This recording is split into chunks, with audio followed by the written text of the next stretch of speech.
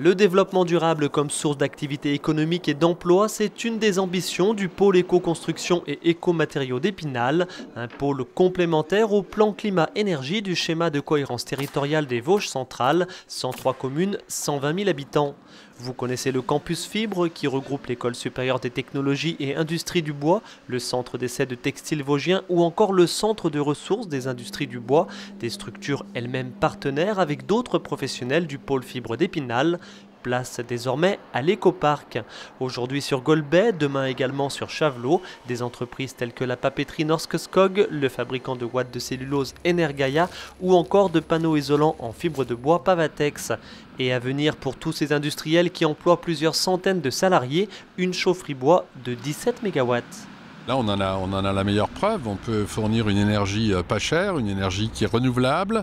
Et puis, on construit des matériaux qui permettront, on élabore des matériaux qui permettront de diminuer la consommation d'énergie. On a un cercle complètement vertueux et nous avons aussi voulu favoriser l'utilisation de ces matériaux à travers les aides que nous apportons aux habitants qui font des travaux d'isolation en utilisant des produits biosourcés, ceux fabriqués ici, la ouate de cellulose, la laine de bois, etc.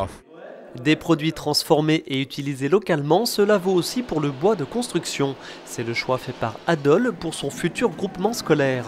1000 m3 de sapins, 600 de douglas et 200 de hêtres issus de ses propres forêts, abattus par des employés communaux, les mêmes qui fondent les 350 à 400 stères de bois pour la chaufferie du complexe sportif. Des agents qui ne sont toutefois ni scieurs ni charpentiers. Pour la menuiserie, il a donc fallu improviser. Pour y arriver, il a fallu qu'on traite nous-mêmes avec un scieur.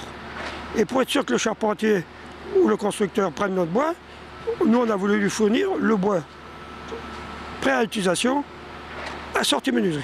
Comme ça on est sûr que c'était du bois de la commune et non pas un bois qui venait d'une autre collectivité d'ailleurs. Si poutres et madriers ont ainsi été séchés et sciés à la Bresse, les travaux de menuiserie ont eux été confiés à cette entreprise distante de quelques kilomètres du chantier. Une entreprise pas peu fière de participer à cette expérience, de travailler du bois de sa propre commune. Bref, une méthode à l'ancienne, remise au goût du jour et synonyme bien sûr d'emploi. Aujourd'hui, on est quand même toujours dans l'artisanat où on cherche les bois, on les mesure, on les calcule et on les transforme nous-mêmes, quoi. Donc on a quand même une compétence là qui est intéressante pour moi. Avec de l'activité, de l'emploi local. Oui, et en plus sur ce projet, on va faire de l'insertion. Donc on va prendre des gens et on va essayer de les former, voir si ça convient, si le métier leur convient. Donc on a aussi des apprentis, donc c'est intéressant aussi pour eux parce que notre métier il est quand même en désertification. Les gens ont du mal à venir sur ce métier. C'est quand même dur. En hiver il faut être dehors, en été on est au chaud. Bon, c'est intéressant, mais il faut intéresser les jeunes à venir vers nos métiers. Dernier exemple avec l'initiative du petit village de la Baffe, une commune qui redynamise son centre-bourg autour de la mairie, de la salle polyvalente et de l'école, entièrement réhabilitée pour faire des économies d'énergie. Le tout alimenté par une chaudière à pellets et pourquoi pas demain, des pellets produits localement. Au niveau professionnel, on étudie en ce moment la possibilité de fabriquer du pellet là où il y a des chaudières, en gros, pour encore une fois limiter les trajets et donc la pollution.